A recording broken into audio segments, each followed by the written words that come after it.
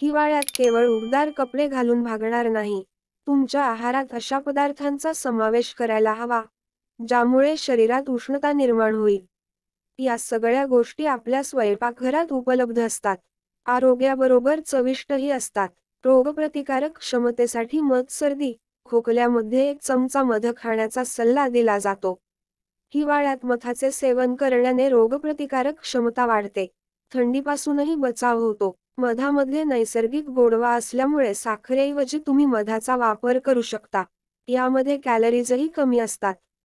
पित्त, कफ यासाठी हिरवी मिरची. हिरव्या मिरचीचा तिखटपणा शरीराचे तापमान वाढविण्यासाठी सहाय्यक ठरतो. म्हणून हिवाळ्यात शरीराला उष्ण ठेवण्यासाठी हिरवी मिरची अवश्य खा. यामुळे वात, पित्त आणि कफामध्ये फायदा होतो. तसेच डाळिंबामध्ये अँटीऑक्सिडंट्स असतात. तसेच क, जीवनसत्व आणि पॉलिफिनॉलही आढळते, ज्यामुळे रक्त शुद्ध होते. सर्दी आणि तापापासूनही बचाव होतो. थमण्यामधील अडथळा दूर करण्यासाठीही डाळिंब सहाय्यक ठरते. म्हणून दररोज डाळिंब खा. दालचिनी आणि लवंग शरीरात उष्णता निर्माण करते, ज्यामुळे थंडीशी लढण्यास मदत होते.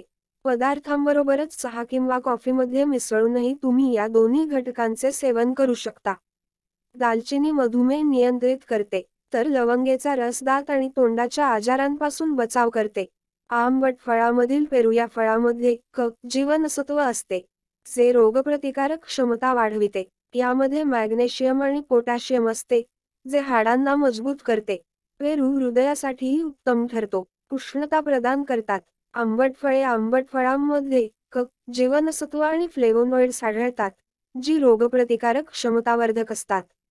शरीरास गरम राहण्यास मदत करतात. यामध्ये चांगल्या कोलेस्ट्रॉलचे प्रमाण अधिक असते. संत्री या दिवसात भरपूर खा.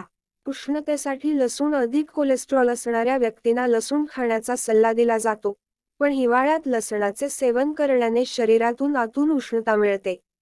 यामध्ये अँटीबॅक्टेरियल गुण आढळतात, जे शरीरास बॅक्टेरिया आणि व्हायरसच्या हल्ल्यापासून वाचवितात.